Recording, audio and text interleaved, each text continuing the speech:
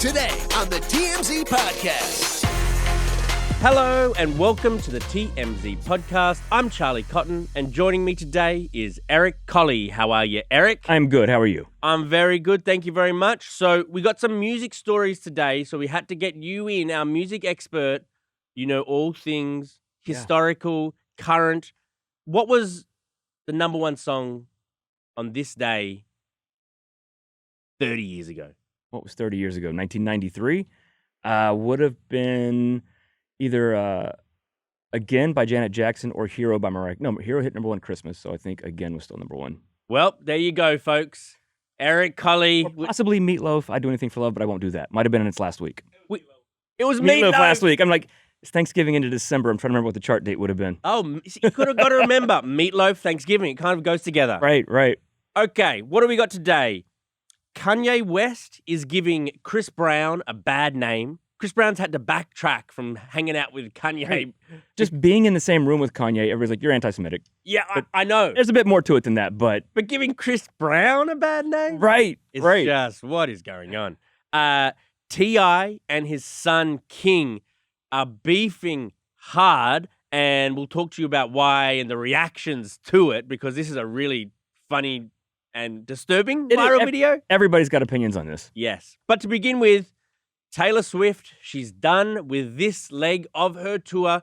And first stop on her break, Kansas. She's gone to Missouri to visit Travis. Right. This is basically just date night for them now. Taylor is done in South America. And yeah, as you said, she flew back to Kansas City. She's there for the Chiefs. I'm sure going to the next game. This is just what their life is like. But for the next month, so her Eras tour doesn't kick back up again until February. Oh. So... 2 months. Yeah, she's got a little bit of time off, and that could take her right through the Super Bowl possibly. So, She's got free time until the Super Bowl? I think I don't know exactly what specific day in February she goes back. Wow. I'm sure if he's at the Super Bowl, she's going to be there. Oh, 100%. We're going to see her at every NFL game coming up. Probably. It's just going to be even more. I feel like we get a break from Taylor when she's on tour. A little bit. A touch. We still get a little too much. She's going to Japan in February, and maybe we'll get a little break. Give us a break. Well, yeah, she plans to spend, the holidays, Christmas with Travis. They were obviously supposed to spend Thanksgiving together, but everything went wrong there. Yeah, we saw him out. He was alone driving around on Thanksgiving Day. It was sad. Poor, sad little Travis. But yeah, I said this is just their dating life now, and we're going to see it a lot. The thing is, even if this became like the normal, even when her tour's over and just, okay, she goes to his games, you think people will lose interest. They will not. No. And the other thing is, there's still going to be a huge finish to this. Whatever happens, if they break up, we will talk about it forever. Yeah. She will release a song. If they don't break up, they get married? I mean, then we're just doing this every day for the rest of our lives. Yeah, right, basically. Get used to it. The pregnancy rumors for a while. Oh, no. What T name are they going to name their baby? Yep. Oh, no. Please break up. I mean, what? Oh, they named their kid Tavis. Tavis? Trailer. Call him Trailer. Trailer. Does she become Taylor Kelce? It's just like, this Taylor Swift woman, she is just like the most brilliant businesswoman that has ever existed. Because, like, say with this movie stuff that's happening right now, right. She got her fans to go and see the same show 3 times now. So they've gone to the concert, seen it there. They've gone to the movie, seen it there. Now it's about to come out on streaming. They're going to see it there again. How do you get them 3 times for the same product? Because she's so smart. It's just, I mean, yeah, I got to bow down to her. That's the thing. Whether you like her or not, whether you like her music or not, you have to respect that. Oh, I've got so much respect for her business sense and her musical stuff. She's very talented. It's just the oversaturation of it all. You know what I mean? It's anything, and that's what Melanie's our Swiftie here. Yeah, she's like, she's the biggest thing in the world. I'm like, Melanie, the bigger the person becomes, the bigger the backlash will be. Yes, always happens, and because everybody else that kind of was like, she's okay. Now you're like, she's okay, but I'm so tired of hearing about it. But I mean, she's actually so big and doesn't receive like a proportionate amount of hate, I don't think. I think she does pretty well on the hate stuff. Yeah. Like, not many people... She's good at that, too. I don't hate her at all. I respect her. I don't think many people would say, I hate Taylor Swift. I think they just hate hearing about it all the time. Yeah, because she doesn't do anything that's hateable. No. She's fairly nice to people, that at least publicly, that we see. Yeah. King Charles might hate her because apparently she turned down performing at his like coronation to be king. A new book just came out and said that she said no to him. She was going to perform. Well, because she's the queen. Why is she going to lower herself to him? Facts. Right? So instead they got Katy Perry and Lionel Richie. But they wanted Taylor, but she turned him down. Another thing I read about Taylor Swift this morning was that there is a Harvard class only on Taylor Swift. It's all about Taylor Swift. Harvard. Aren't they supposed to be like nerdy, like trying to be lawyers and stuff? They do stuff like this. Like there are college classes teaching like Tupac's lyrics and stuff. That happens. There's classes about the Beatles and everything. But honestly, it should be more at Harvard Business School. Oh, like, I mean, yeah, you should study her different moves. Yeah, I mean, her lyrics are poetry and that's all nice, but we've rarely ever seen anything like this. And I think that it's going to be somewhat of a blueprint for future stars to follow this different, like, how are we going to get these customers at every place? How are we going to get a little bit, a few dollars out of them everywhere? And Taylor Swift just keeps making countries like really want Taylor Swift to come and tour or holiday there because it's so good for tourism. Because they know places like TMZ are going to show them out and about dining or whatever. Like it's good for tourism. And we know this, the Swifties, like Melanie's flown to different cities to see that Eras tour. So not even to go see somewhere. It. Yeah, she flies to different cities to wait outside the stadium and hear the music from outside the stadium. She did do that. She'll fly across country for that. Like to stand in a parking lot. That is like cult-ish or it's something-ish. It's extreme. It's extreme. Very extreme. And I don't think that will ever end. Extreme opinions on either side rub me the wrong way. You know what I mean? Like if you really hated Taylor Swift and kept talking about how much you hate Taylor Swift, it'd kind of make me like Taylor Swift. And the vice versa. I just don't want like you to You're a contrarian, I know. I don't want you to scream anything in my face. Otherwise, I'm going to believe the opposite. Right. But yeah, her and Travis, the whirlwind romance continues. Stay tuned because we're going to be getting... We'll see what happens with him after the holidays. Yeah, we'll see. Okay, on to our next story. Kanye West was in Dubai and he launched one of his new songs he's been working on with Ty Dolla $ign. It's called Vultures.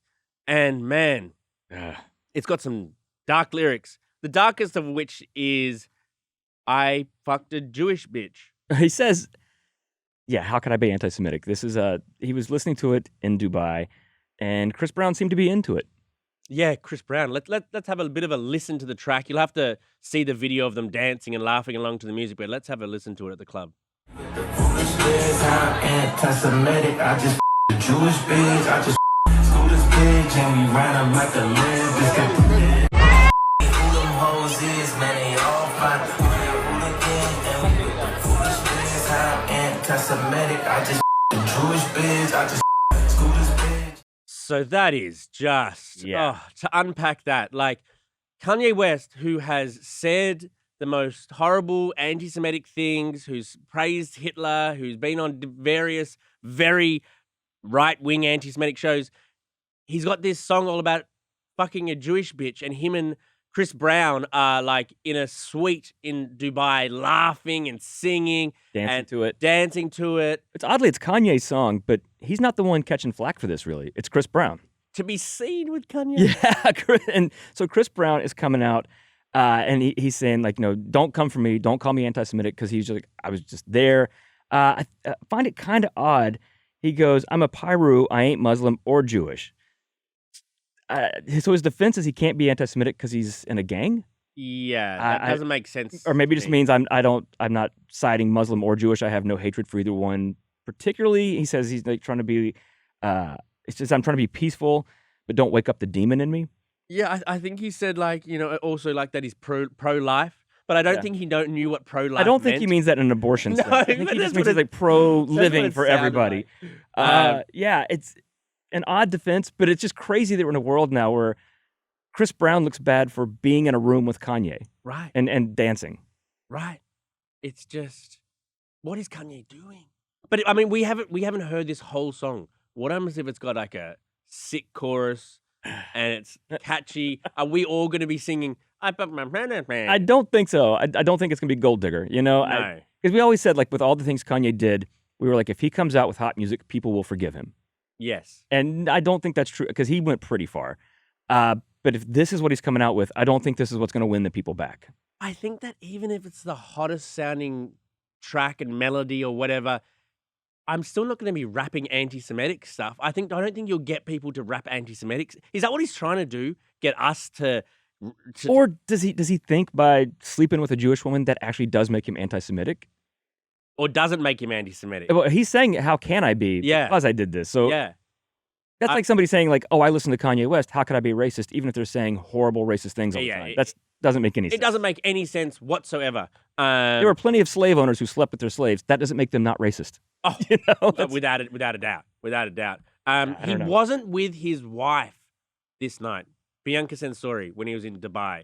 No, she was there that night because there's another shot of them. They were dancing together to one of Chris Brown's songs. Well, because there were rumors that they had split up, but she was there with him and still standing by her man. Oh, yeah, because there were those rumors. Like, people were saying that her family is trying to convince her to leave Kanye. That she'd been brainwashed. That she's been brainwashed. I think the word that the sources used, that they were talking to Daily Mail or someone, was that he wants her to be a radicalized Kim Kardashian. Whatever that, like... What does that even I don't know, mean? just more Kim Kardashian, like, just fall in line with everything, you know? Yeah. Kim Kardashian was her own very successful business lady, very famous when they got together, and so he couldn't control her that much. But, you know, there's thoughts, I don't know if they're true or not, but there's speculation that he is really, you know, putting her under a tight observation, and just, like, she does what he has to... Right, she dresses how he dresses her. Yes. But so there was, you know, when she wasn't with him, when she saw her family, people thought, oh, her family's like smuggled her out basically from Kanye, and nope, she is back with him. Right. Chris Brown, and because I still think that Kanye is unable to visit Australia. Australia, where she's from, Bianca, Australia has very tight laws to do with, you know, people entering the country, and they can ban you for any reason. Apparently, the really dark anti-Semitic stuff that Kanye's been spewing was enough for them to say, we're not going to let you in the country. Right. So he can't visit his wife's home or visit her family. Which is all the horribleness of the side. It's kind of funny. Like, I'd love to go see your family, but, oh, you know, I'm not allowed in the country because of the things I said. Like, I know. Makes those Thanksgivings easier. They've been married nearly a year, actually, now. So happy anniversary. Yeah. Happy anniversary. Happy anniversary. On to our final story.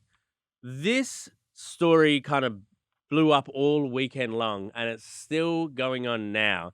Rapper T.I., he got into a very viral beef with his son King.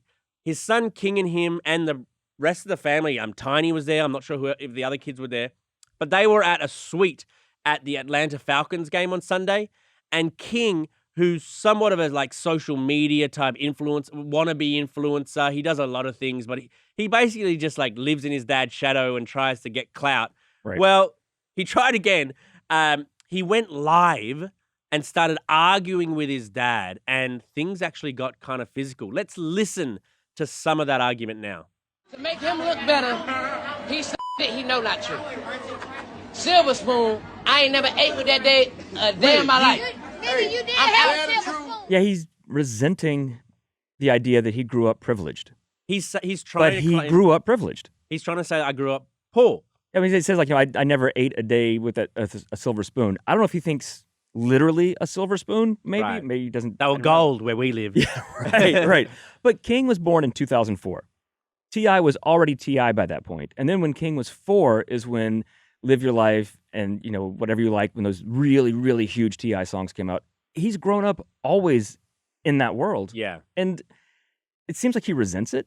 He's saying all this from the private suite at the Atlanta Falcons game that his dad's taken him to. Right, and talks about like going to his grandmother's house, which then Tiny, you know, his mother, is like, yeah, you went to your grandmother's house because she would let you suck on your pacifier till you were 12. And we wouldn't let you do I like that diss they got in. Right. But I mean, you should go and watch this video because it's a 3-minute long thing, but the final minute is kind of like a bit scary between the two of these guys, T.I. and his son, because things get physical. King, the son, gets so like abusive that T.I. has to put him in a headlock. Right. And the whole thing is on live. It's streamed live, this family drama. And people are just like, this entitled kid.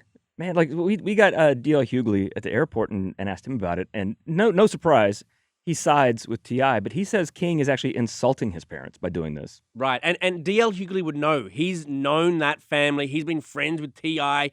for years and years and years. So let's have a listen to what DL had to say. The thing about it is, I've known T.I. and Tiny for a long time, and I watch how hard they work, and I watch how hard they value their family. And to have somebody that you work so hard and sacrifice for to shit all over your memory and your accomplishment for clicks is insulting. He's insulting the effort they put into raising him. But, having said that, this is a great business move for him. Like, he wants to be this influencer. We live in an attention economy. How do you get attention? And, I mean, if he beefs with his dad on live again, I'm going to try to tune in. Right. And you got to remember that, so King is 19. His peers that are watching him didn't grow up with his dad, really. Right. Those T.I. songs are 15 years ago. They were kind of young for that. So they just know King, and they don't know all the stuff about T.I. There's no sense of respect for T.I. or Tiny or anything like that. So they're like, yeah, tell your dad. Like, it's teenage angst, but I get DL's point. Like, you have a child, and of course you want her to have the best life. Yeah. So if you work to give her that life and then she resents you giving it to her, it's like, I wish I'd been poor, basically. That's disrespectful to you. Absolutely. I just don't think even King believes what he's saying. He's just saying it. But, maybe he does because he grew up in a very wealthy home and with access and privilege and all that. Maybe that's his concept of what being poor is. Yeah, he doesn't know the Maybe alternative. he's so rich, he doesn't understand what really struggling means. But, he knows that whole... Well, why is it such a romantic idea to grow up poor? He knows that people grow up in the projects and community housing and... I understand people, if you grow up with nothing and you work... Like T.I. Yes. You grow up and you accomplish something. There's a lot to be proud of there than just being handed something. But it is weird how, nobody wants to be poor, but we resent anybody who isn't. Yeah, I mean... And we resent anybody who is. It's a weird thing in this country. It really is. But, I mean, as I say, he's doing this for clicks. He's dissing his family for clicks. And it's working. So it's one of those things like, is he going to keep dissing his family for clicks now? Because I hadn't heard of this kid, to be honest, before now. And now I might give him a follow. Not that I like him. Like, most of the people I follow is just because I don't like them, to be honest. You're such a weirdo. Yeah. But it works. It's just a strange world we live in where you have a family beef on live, and then it just works so well in your favor. Right. And he might make his own money because of that. Yeah. Which might be good for him because if T.I.'s like, you want to see what it's like to be poor, I will cut you off and you will find out what it's like to be poor. Do that. That should be their new reality show. These kids grew up in a reality show. T.I. and Tiny had their own reality show. They should do that reality show, cutting King off, Right. King gets his own reality show where he gets nothing from T.I. Yes, I would go get it. Go get a job in an apartment, kid. Could you? Hey, our podcast numbers are down. Could you diss one of your family members for click? Oh, my dumb brother. Okay. That's not too bad. We'll try to get you a bit meaner next time. All right, I'll try. Okay. Thank you for joining us, Eric. Yeah, always a good time. And we'll see you guys here tomorrow. Goodbye.